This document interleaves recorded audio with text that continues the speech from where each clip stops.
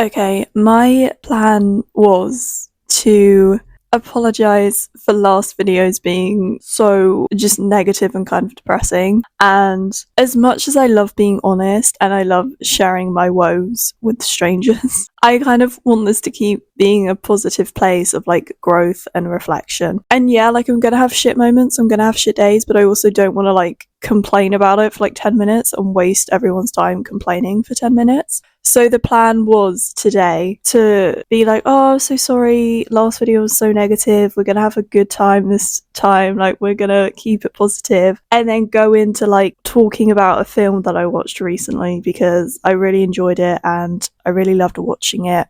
And a couple videos back, I said that I made a promise to myself to start watching more films. It hasn't quite, because I promised myself I would watch a new, like one film once a week. That hasn't really happened. I'm having a little trouble finding films that I find interesting and stuff. So if anyone has any recs, please let me know. I don't mind a foreign film as well. I love foreign films. But yeah, but I did watch a film that I really loved and I really enjoyed, and I really wanted to like talk about my reflections and my thoughts and feelings towards it. And then I realized it's kind of a really sad film. Well, it's mixed. It's a lot of sad things befall this family, but they also achieve a lot, and I don't want to like focus on the negative and just focus on the negative. And they achieved a lot, and I feel like the film overall is like the story of the family overcoming, and it should be a celebration of what they've achieved and not just a focus on like the bad stuff that happened on them kind of thing to them. But yeah, I was kind of like, is that a bit like counterproductive that I'm gonna be like, hey, I'm so sorry last week was so negative, let's bring up the energy, and then immediately tell you about a film where like it kind of was happy but also sad at the end. But yeah, but then I realised, you know what, it's fine, because even if this brings down the energy a bit and is a bit whatever, then I can just go into like the other kind of like life lesson bit of the video, I guess, because normally I do like, I say hi, I go straight into the life lesson, and then at the end I'm like, so anyway, this is what I've been watching recently. But I feel like I want to try out this new way where I tell you about the film and then I tell you about my life lesson and what's been happening to me recently.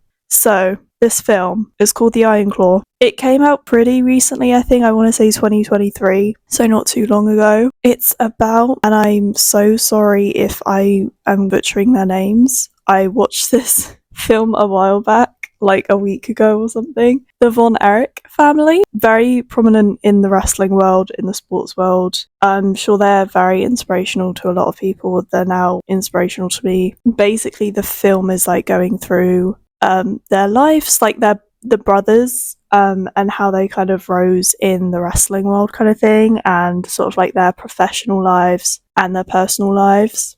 Here's the thing. I knew bad things were going to happen, right? Because I think when it first came out, the ending was kind of circulating on YouTube or TikTok or something like that. And so I had seen the last scene, sorry, spoilers obviously, where Zac Efron, who plays, I believe, the oldest brother or the second oldest brother technically, he's sitting in the back garden and he's watching his sons play and he starts to cry. And then his sons come over and they're like, what's wrong, Dad? What's wrong? And he just says, I miss being a brother.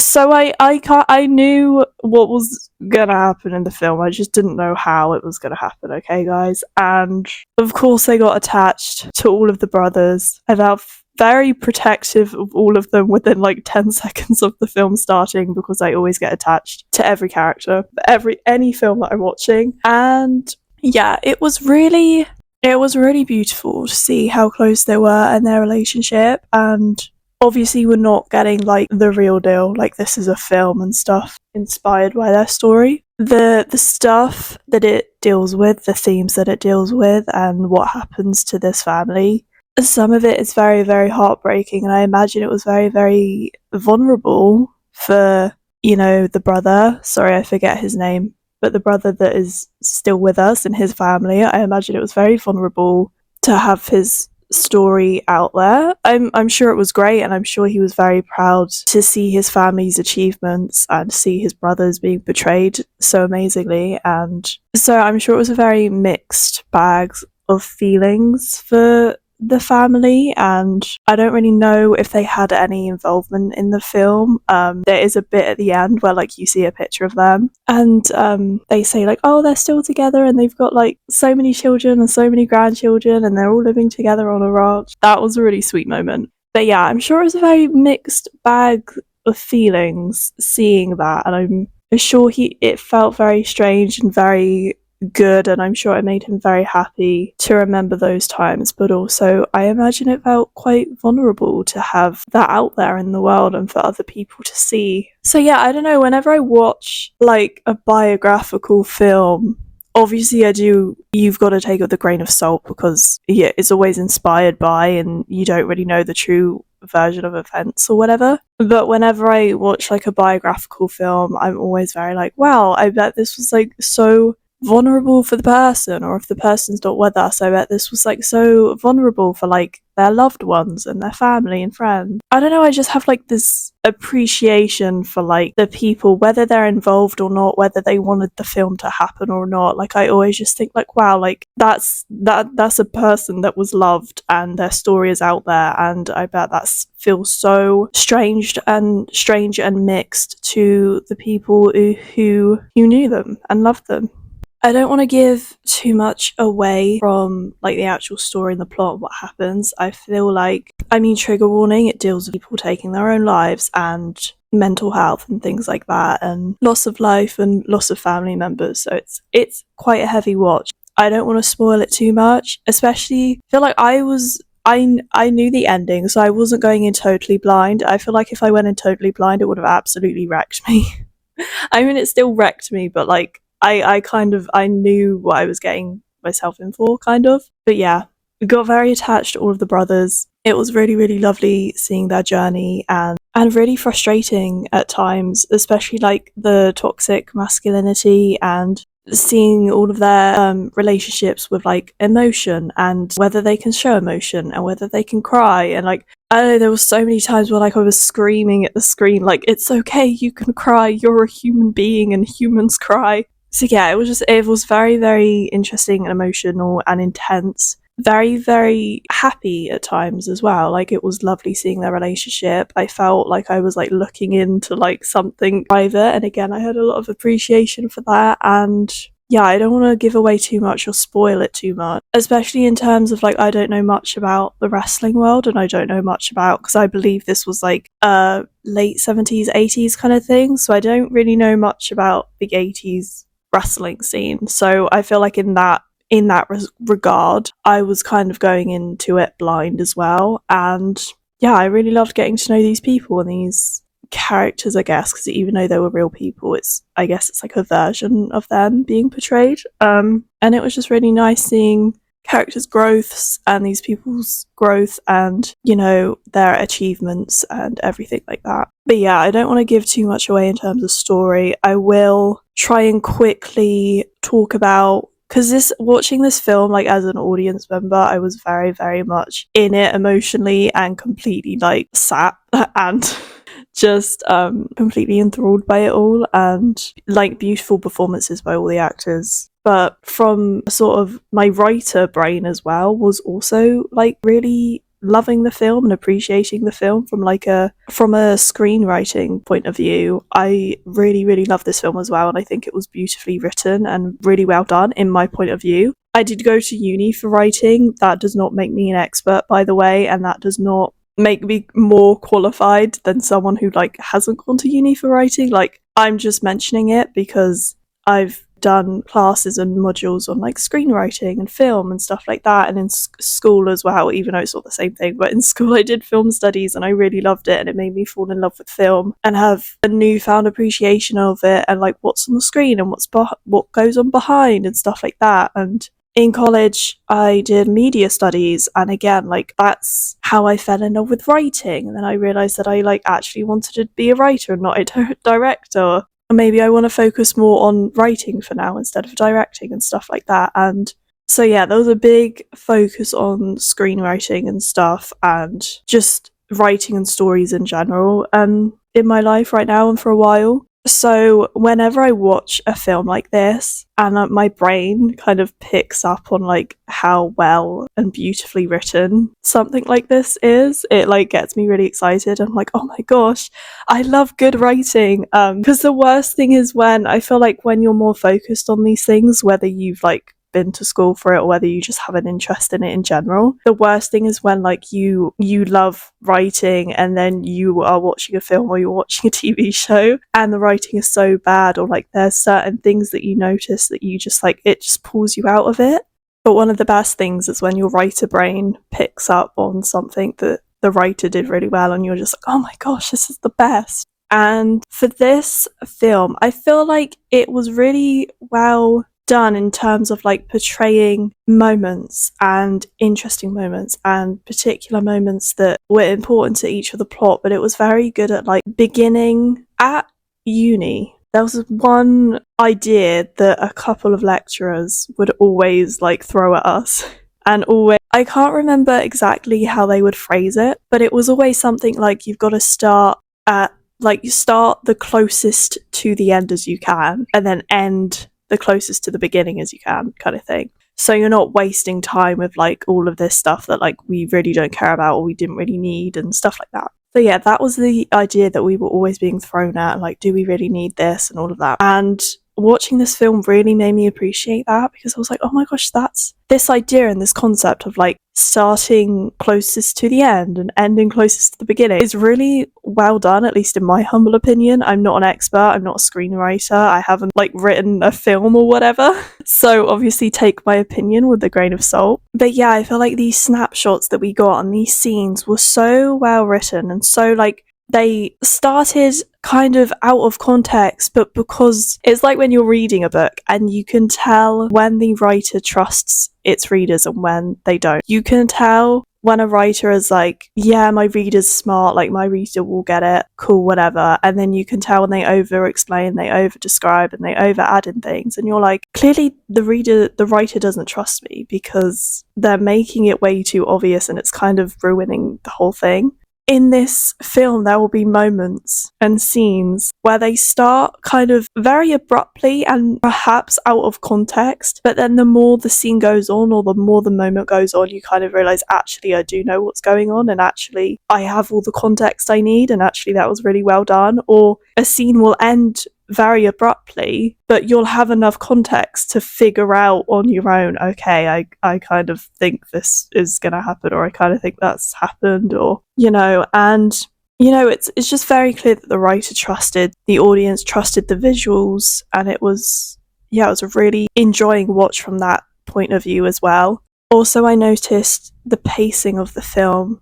It was always, I mean, by using that sort of rule and that concept of like, you know, begin the closest to the end and stuff like that, the pacing is already going to be like pretty good and pretty tight kind of thing. But I noticed towards like the midway, towards the ending kind of thing, the pace of the film sped up so much, but it didn't feel rushed. It wasn't something that took you out of the film. It was just something like, oh my gosh, all of these things, it feels like all of these things are happening to us. All of these things are happening to me. All of these things are going by and happening and just rushing by me, and I can't stop them. I'm just along for the ride and I have to watch these things happen and let them happen, which again, I really appreciated because it kind of made me feel like how the older brother must feel like, watching all of these things happen to the people that he loves, watching all of these things, you know, go on such high highs and then such low lows. And it's kind of like I can't imagine what he must have felt. And obviously, all of these things probably happen quite spaced out. But the way time feels sometimes and the way life moves so quickly and, you know, everyone grows up so quickly and everything happens so quickly, it must have been sort of similar to the way he felt when he was experiencing all of these highs and experiencing all of these lows and losing people at such a quick succession. I feel like when you love someone, it's the idea that there will never be enough time with them. And so I love the idea of like this pace is really symbolizing and signifying the fact that he, no matter like how much time he would have had with his brothers and had with his family, it would have never been enough. And it was kind of like he was the only person, and it was just kind of like all of these things, good and bad, were just happening to him, and he was just forced to just kind of have them happen to him in a way. like I said, obviously I could never imagine what he actually felt and went through. But from a screenwriting perspective and from pacing and direction perspective, it was just something that I picked up on and really appreciated. Yeah, I really enjoyed watching it.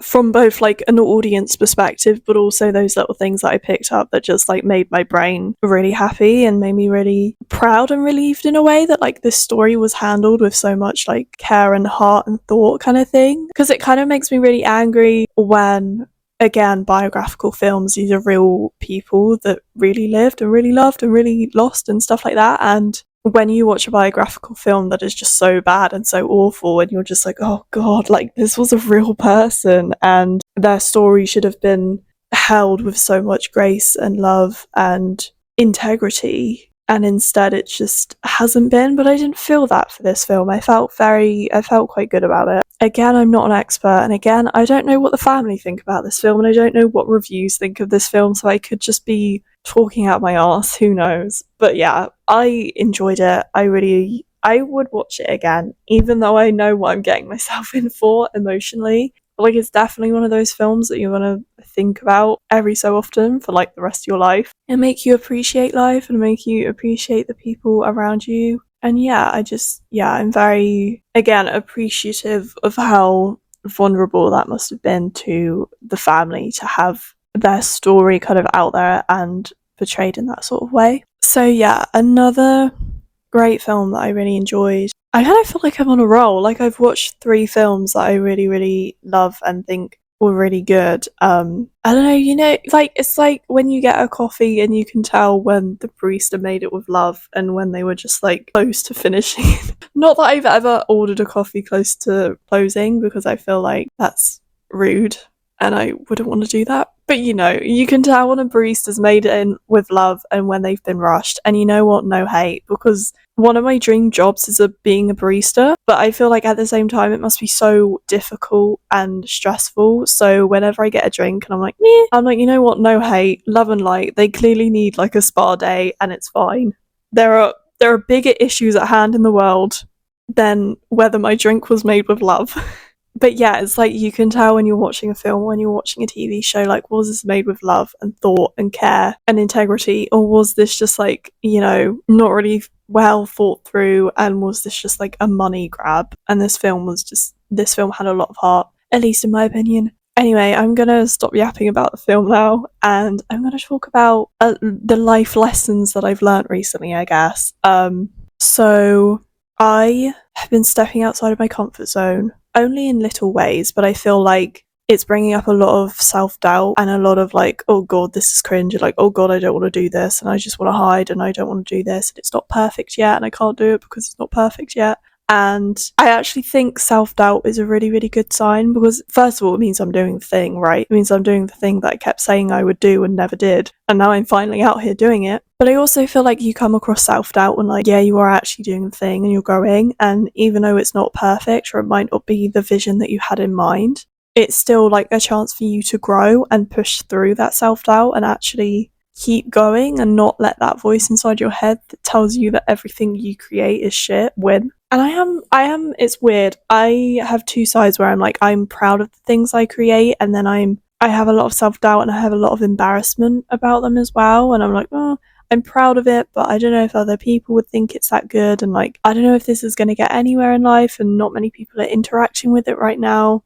It's just one of those moments where, again, like, I've started something and the initial buzz and excitement of me actually doing the thing and not putting it off anymore has kind of gone away. And now, I don't know, it's this weird thing where, like, before you do something, you're, like, really nervous but really excited, and you're like, this is going to change me forever, oh my god. And then you do the thing, and for, like, a day or, like, 2 days, a week, whatever, you feel like this brand new amazing person, and you feel like there are so many opportunities just waiting for you, and you feel like your life's going to change because you're this new person, because you're doing this new thing. And then, because you've done this thing for a while now, maybe it's been a week, maybe it's been 2 weeks, maybe it's been a month, and you're doing this thing, but nothing is really happening. It's almost like that initial buzz wears off, and then you're like, well, I've done this new thing, and like, I kind of feel different, like, I kind of feel like a new person, I kind of feel like, because like, old me wouldn't do this thing, but now, like, current me is doing this thing and it's great, but also like nothing's really changed in my life, and like I don't really feel that different. Like I kind of feel different, but like I thought I would feel more different.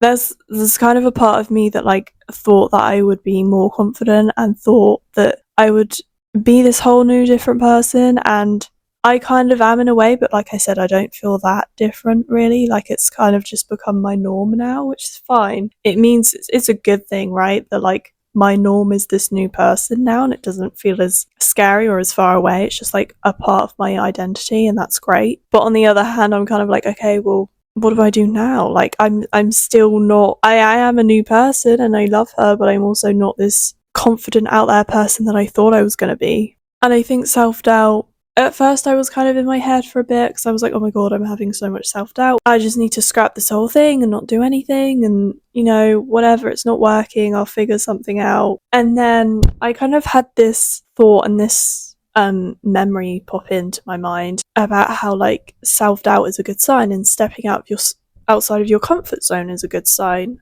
because it's where the most growth happens. And it made me think about drama in school, not like beef on the group chat drama, like actual like the subject drama, to clarify. But I remember like little year 7 me was so anxious, so shy, so quiet, didn't want anyone to look at her, didn't want anyone to speak to her, could not project her voice for shit. I wanted to do drama, but I also hated the thought. I was so scared about getting up on that stage. I was so scared about performing and people looking at me and judging me and forgetting my lines, and you know, just all of these horror stories that I made up in my mind about what could go wrong while I was on stage and everyone was looking at me.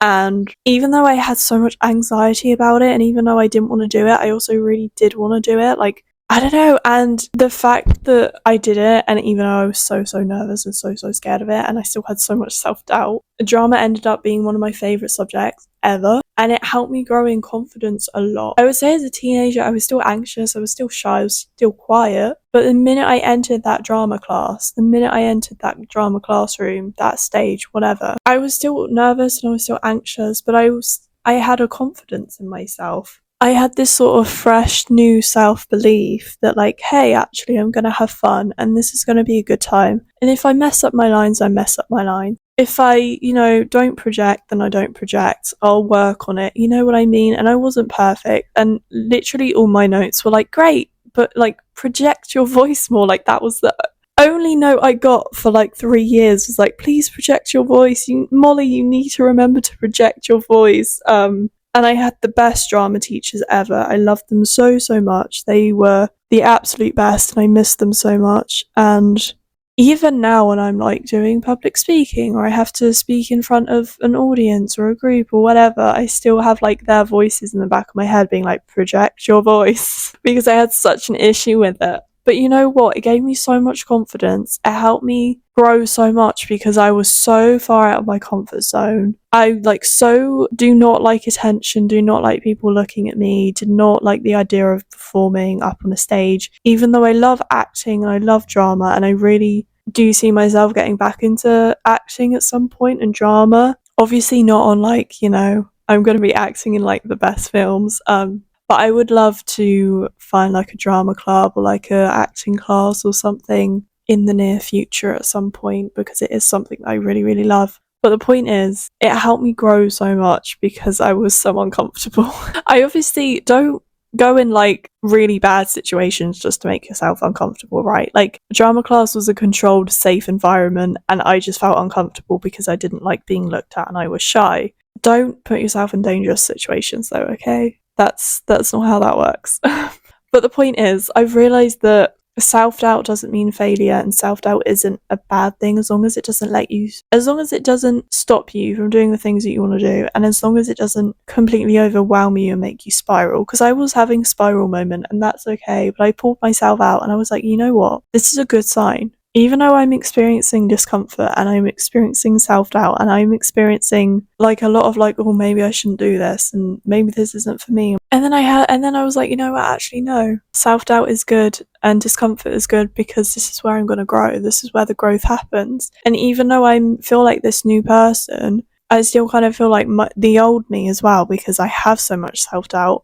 But then I'm like, you know what? No, like, this is a really good sign that I'm gonna grow and I'm gonna grow through this. And even though it feels so uncomfortable now, and maybe there will always be a part of myself that feels uncomfortable with things like this, I'm gonna grow through it and I'm gonna become such a confident, amazing person through this who believes in my work and doesn't need validation or doesn't need to see proof to keep going, doesn't need to see proof that it's all going to work out to tell myself and believe that it is actually going to work out. And I just need to keep going because what I'm building takes time. What I want to build takes time. All of these things that I want to do and achieve and are aiming for, they take time, they take belief, they take patience, and I'm not just going to like stop at like the second or the third hurdle because I doubt myself. Like, self-doubt is great, it's fine, but it shouldn't stop you, and I'm not gonna let it stop me. And yeah, I'm gonna leave you